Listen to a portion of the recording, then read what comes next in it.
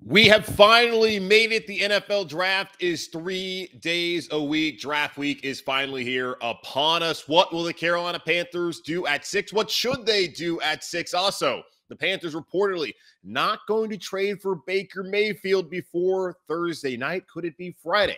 They don't take a quarterback. And the one thing that's scaring me about the Carolina Panthers and the NFL draft coming up this week, all that and more right now here on Locked On Panthers. You are Locked On Panthers, your daily Carolina Panthers podcast. Part of the Locked On Podcast Network. Your team every day.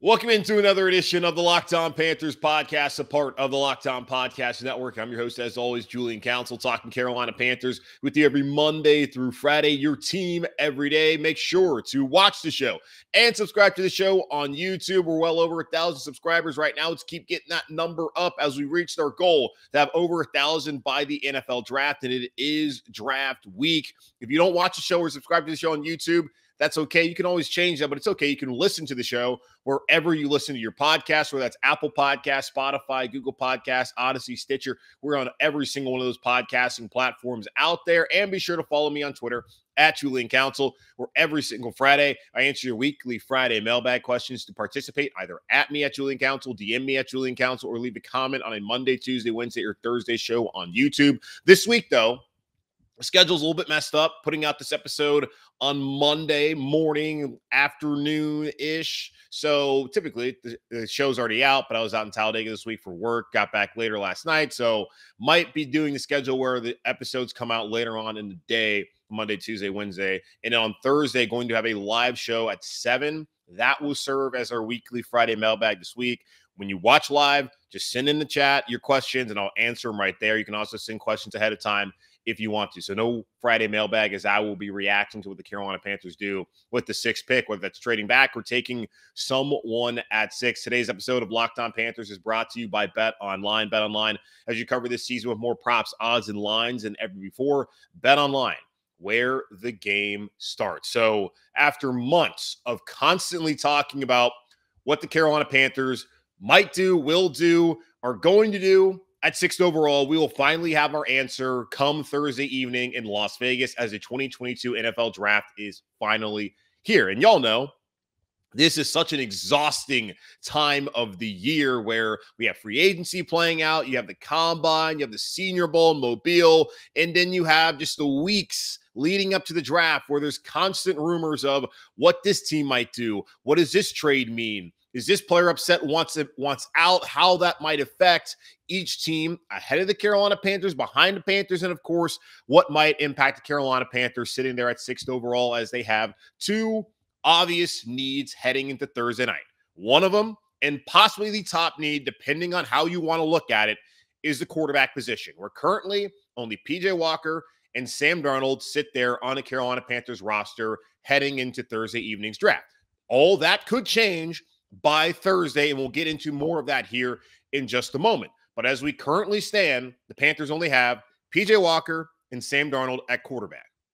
I think there's very few people out there that want that to be the Panthers' reality come this time next week, and especially when they head down to Spartanburg on the campus of Wofford College later on in July for training camp ahead of the 2022 season. Sam Darnold, someone that a lot of people do not want to see play quarterback ever again as he started for the Carolina Panthers. I personally don't want to see it, but I see a scenario where that might make the most sense for the Carolina Panthers instead of reaching for a quarterback. The Carolina Panthers, though, have been very patient since losing out on the Deshaun Watson sweepstakes and evaluating this current quarterback class, whether that's Kenny Pickett, Malik Willis, Desmond Ridder from Cincinnati, Matt Corral from Ole Miss, and Sam Howell from North Carolina. They have been diligent in checking out every single one of those options as they head into Thursday night and trying to figure out what to do. They have not traded for Baker Mayfield. They have not traded for Jimmy Garoppolo. They have stayed patient and firm in their decision-making and trying to figure out what is the best thing for the Carolina Panthers and that organization to do come Thursday evening and even past then at the quarterback position. The other obvious glaring need is that left tackle. Now, depending on how you look at it, you might believe that Brady Christensen is the long-term option at left tackle for the Carolina Panthers. when he played the position last year, he did just as good, if not a better job than anyone else who started there last season in 2021 in a 5-12 season for the Carolina Panthers. The last couple of weeks he started and he only got better. Now with new offensive line coach James Campen, who is known for turning guys who are day 2 and 3 picks into Pro Bowlers, he looks at Brady Christensen as someone who potentially could be the starter at left tackle. Also, he has not said that he is going to absolutely be stuck there. And the Carolina Panthers have a chance to take maybe one of the top 3 tackles, whether it's Charles Cross out of Mississippi State, Evan Neal out of Alabama, or Ike Ekwonu out of North Carolina State, who's a local kid here in the Charlotte area. They could take any of those guys potentially there at 6. So you have to weigh, does it make more sense to take a top 10 tackle in Neal, Ekwonu, or Cross, or a guy who's drafted in the 3rd round, who did play left tackle at an All-American level in 2020 at BYU, albeit against a terrible schedule because of the pandemic, didn't get the opportunity to play Pac-12 schools like BYU traditionally does. So would you rather have the top 10 talent or Brady Christensen, who's shown in a small sample size that he might be the answer? He's also an older prospect because of going to BYU in the Mormon mission, all that kind of stuff. So you have to weigh those two things. Either way, going into Thursday night, we know that the Carolina Panthers absolutely could use a quarterback or a left tackle. The quarterbacks, though, aren't considered to be game changers from day one. Kenny Pickett might be viewed as the most NFL ready, but what is his ceiling? Malik Willis has all the traits that you're looking for, but will he ever reach the potential ceiling that he has? Desmond Ridder, plenty of experience, was a winner, great size, but is he worth the 6th overall pick, or is he worth the 1st-round pick at all? Same thing with Matt Corral, Sam Howell, Bailey Zappi, and all the other quarterback prospects out there.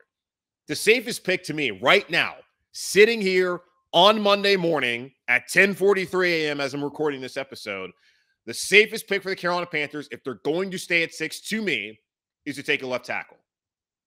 I believe they'll probably take a quarterback, but right now, for me, what I want to see the Carolina Panthers do here on Monday, April 25th at 10:43 a.m., I want to see the Carolina Panthers take one of the top 3 tackles there at 6. If it's Evan Neal, great. If it's Ike Ekwonu, great. If it's Charles Cross, great. One of those 3 guys, handing the card, I'm totally fine with that.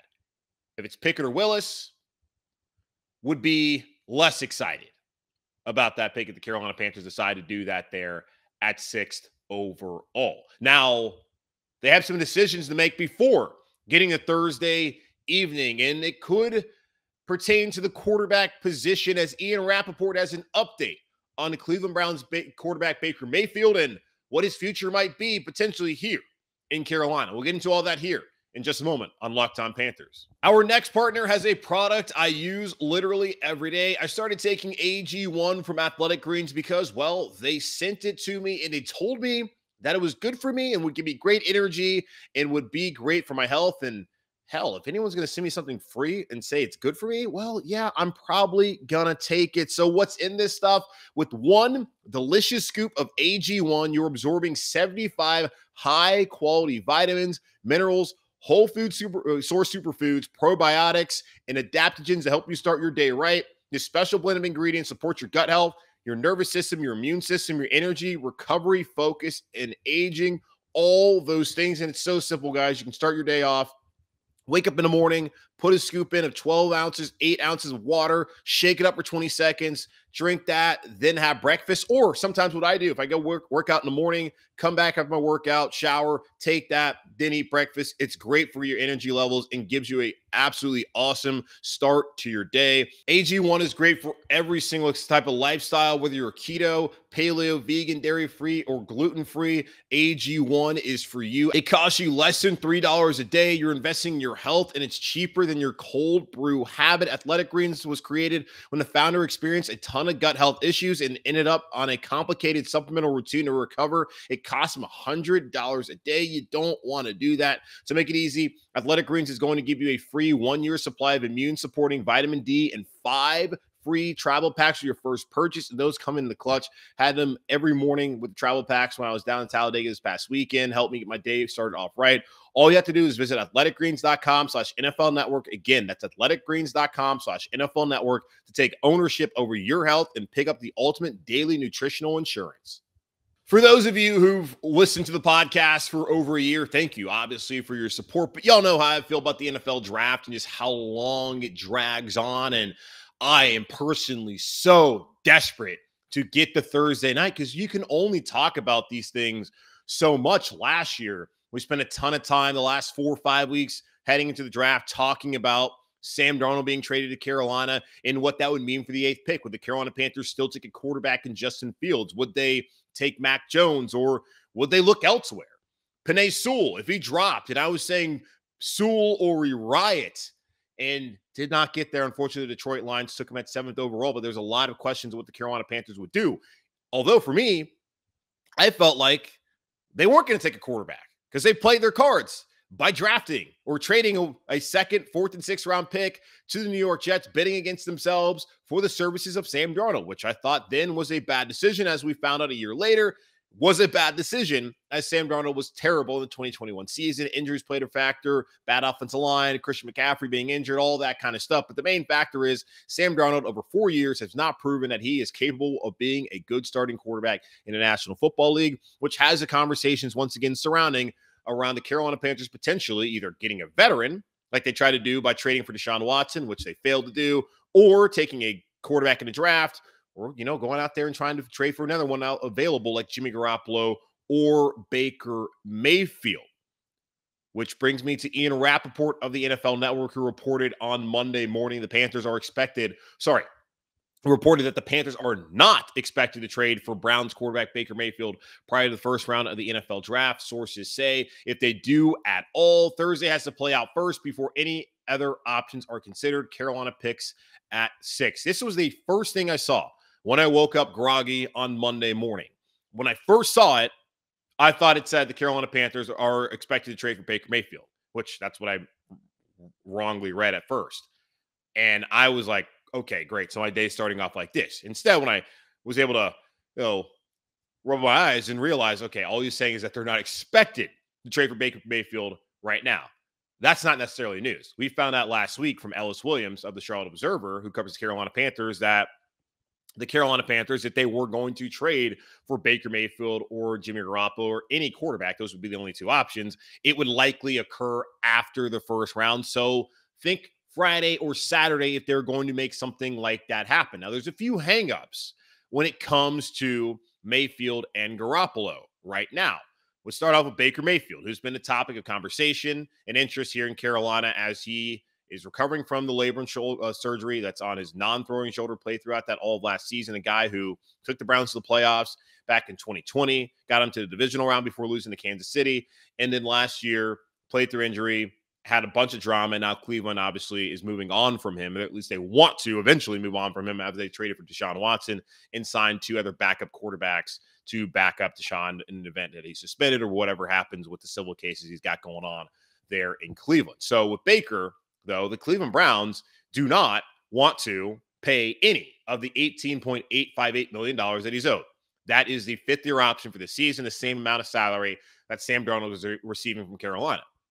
Panthers obviously made a far worse decision by exercising that than the Browns with Baker Mayfield, because Mayfield was coming off a playoff where Darnold was coming off a failing in his first stop as a starting quarterback in the NFL draft. The Carolina Panthers cannot afford to pay nearly $38 million for 2 quarterbacks, and neither one of them might be the long-term answer here in Carolina. So the Panthers, that's a non-starter for them to even want to do that. And that's really been the holdup with the Panthers and any other team, potentially Seattle, that might be interested in trading for Baker Mayfield. The Browns also want picks back, which is insane. They don't want to pay a cent of a salary, and they're expecting picks back for Baker Mayfield when Watson's obviously their starter, Brissett's their QB2, and Josh Dobbs is their QB3.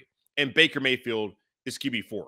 Again, went from 1 to 4 over the course of a week. And the Browns think they have the leverage to get picks back and not to pay any of his salary at all. That's not the case. Eventually, the Browns are going to realize that they're going to have to get rid of Baker Mayfield, and the only way to do that This would be eating some of that salary. They will get a pick back, similar to what happened last year. The Carolina Panthers traded away Teddy Bridgewater to the Denver Broncos, had to pay the majority of his salary, and they got back the 6th pick. I still feel like the same thing's going to happen with Baker Mayfield. Maybe Cleveland gets a better pick than 6. I don't know. But until the Browns bring down their asking price and realize that they can't hold on to Baker, then the Panthers might be able to make a decision with that. Now, with San Francisco and Jimmy Garoppolo as well, the holdup with the 49ers cut him, but Garoppolo might not be able to throw football until August. What team is going to be able to trade for him? Especially Carolina bringing in a new offense with Ben McAdoo. They can't bring in Jimmy Garoppolo. And had Garoppolo not had shoulder surgery, he might already be here in Carolina. Probably a better system fit. Don't have to worry about whatever perceived attitude or personality he has. He would have fit into the locker room just fine, and there would be really no sort of problems at all, I would think. So that's where we stand as far as with Baker Mayfield and Carolina Panthers. Now, none of this should really be a surprise. One, because Ellis reported this last week, but two, the Carolina Panthers, who a lot of teams and a lot of people out there, whether it's GMs, other executives, draft analysts, reporters, they understand the Carolina Panthers are a team, and the most likely team in the top 6, that would take a quarterback right there with their pick. You're not going to play your hand and trade for Baker Mayfield ahead of the draft on Thursday, because that happens, then everyone's going to know, all right, they're going to take a tackle, which could lead someone to then take a tackle instead, because like the Giants sitting there at 5-7, they could decide, all right, well, we're going to go ahead and take this tackle now instead of waiting after Carolina, knowing that Carolina's already taken or he has a quarterback. So you don't want to play your cards. Last year they did, whether you want to believe that or not. I try to tell you throughout the weeks leading up to the draft that the Panthers have made their decision at quarterback, while people still obsessed over Justin Fields and thought maybe Mac Jones could be somebody, even though a lot of the conversation was that Mac Jones was going to be the pick for the San Francisco 49ers at 3 after they traded up. They eventually, of course, drafted Trey Lance, but the decision had already been made at that point. The Panthers decided that Darnold plus the 8th pick was more appetizing than Justin Fields or Mac Jones. A wrong decision so far at the quarterback position at the very least. We'll see how it plays out with J.C. Horn. They cannot play their cards going into Thursday night. They need to be patient, draft that left tackle there at 6, and then if they want to add a quarterback, which they've said multiple times that they will not go into the season with only Sam Darnold and P.J. Walker in that quarterback room, then do that on Friday or Saturday. Or really, preferably do it on like Monday, because I got a bachelor party this weekend. So I'm not gonna even comment on it because I'm gonna be busy. But don't do that to me, Panthers. Like, don't hijack my weekend, okay?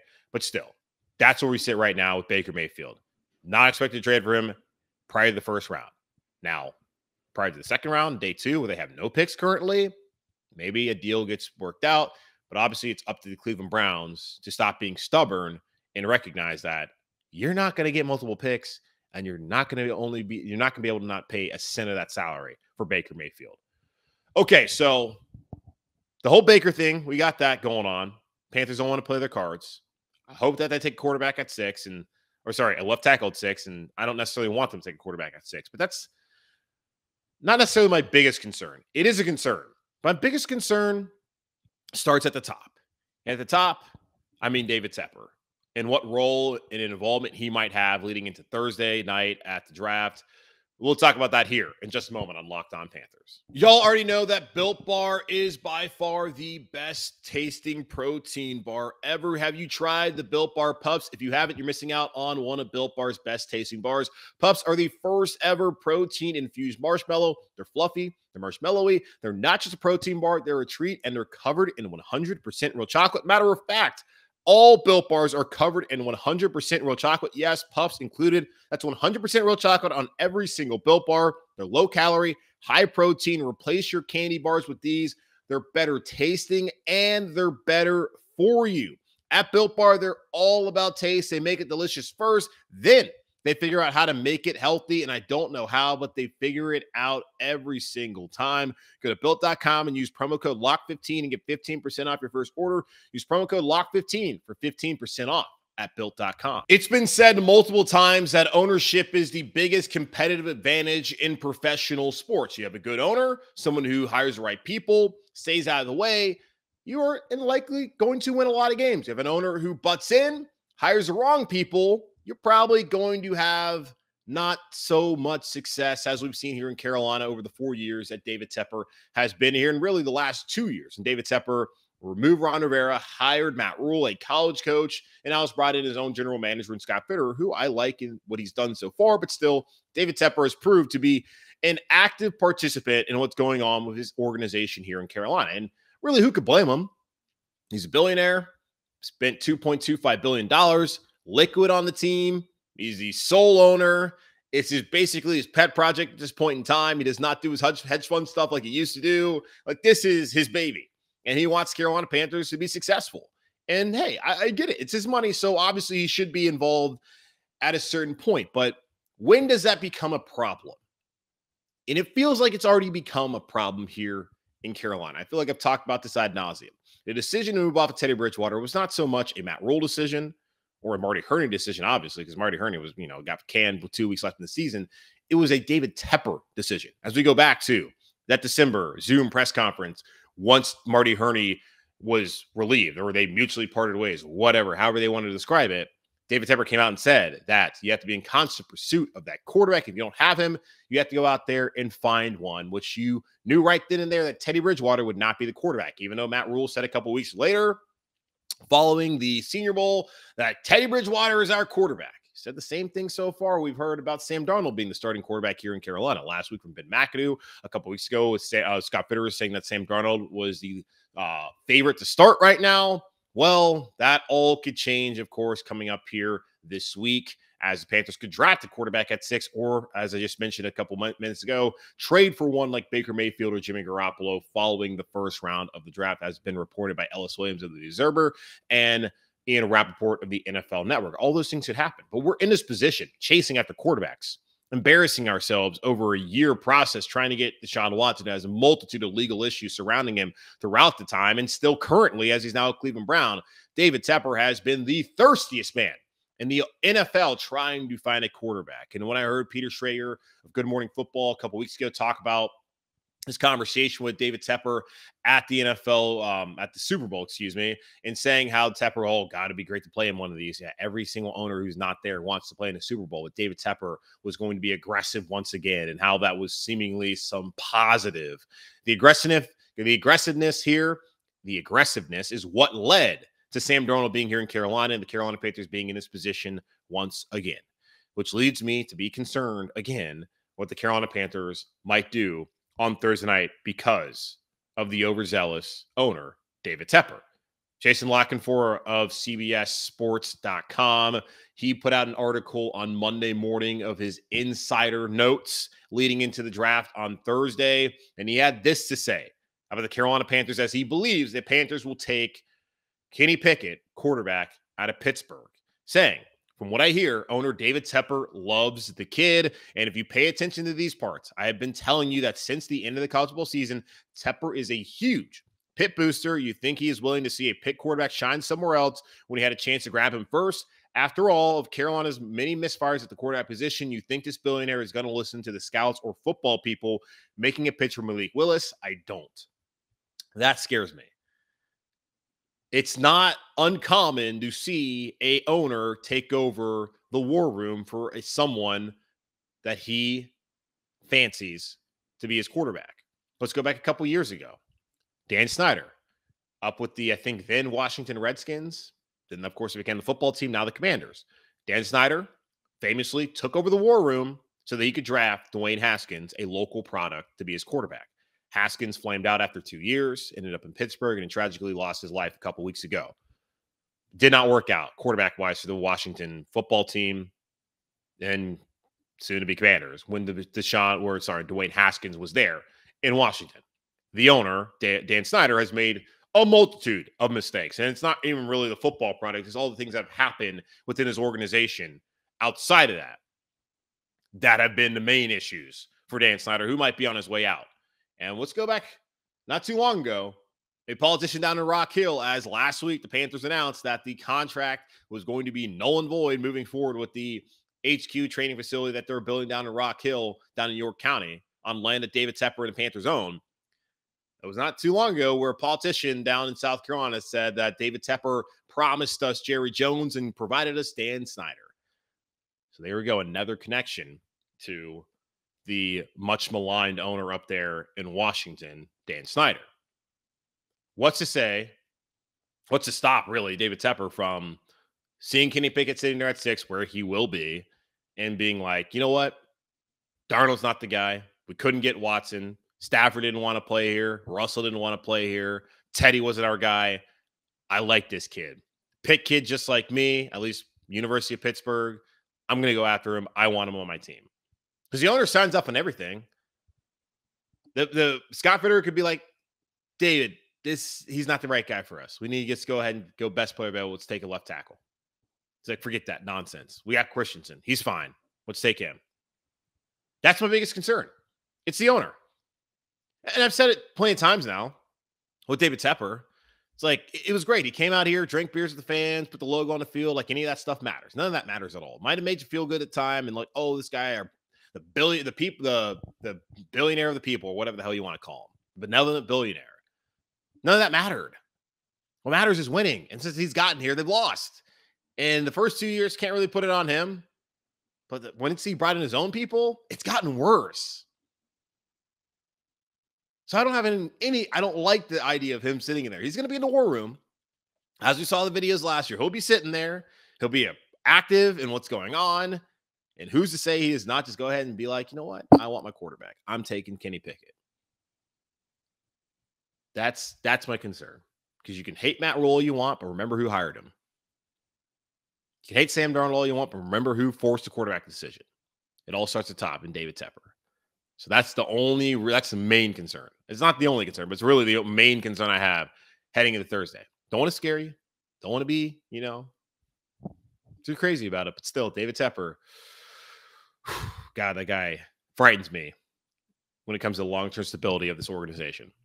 All right, let's go wrap it up here on this edition of the Locked On Panthers podcast, a part of the Locked On Podcast Network, hosted by yours truly, Julian Council. Again, make sure to watch the show and subscribe to the show over here on YouTube. You can also check out the show on whatever podcasting platform that you use, whether it's Apple Podcasts, Spotify, Google Podcasts, Stitcher, Odyssey. We are on every single one of them, man. Be sure to follow me on Twitter at Julian Council, where every Friday, except for this Friday, because I'm going to be reacting to what the Panthers do there at 6, I answer your weekly Friday mailbag question. So you can participate by either adding me or DMing me on Twitter or leaving a comment on a Monday, Tuesday, Wednesday, or Thursday show. Now, this Thursday, we'll be doing a live show at 7 p.m. Eastern Standard Time on YouTube. So if you subscribe to the channel, which you should already be doing, you'll get a notification and you'll be able to go watch that show. And that's what we use as a weekly Friday mailbag leading up to the draft that night. I think about 8 o'clock when the draft starts. So we have that time. So get in there. Ask whatever final questions that you have. I'll give my final thoughts what the Panthers should do. Those could change. We'll see what the reporting is the next couple of days, but that's what's going to happen. And, of course, as I told you last week, later on that night after they are done in the first round, I'll go live again, and that will be Friday's show, but I'll go live and react to what the Carolina Panthers did with the 6th overall pick, whether it was trading back, taking quarterback, taking left tackle, all that. I'll react to that there on Thursday evening. But in the meantime, I'll talk to y'all on Tuesday. Stay safe, keep pounding, and, well, goodbye.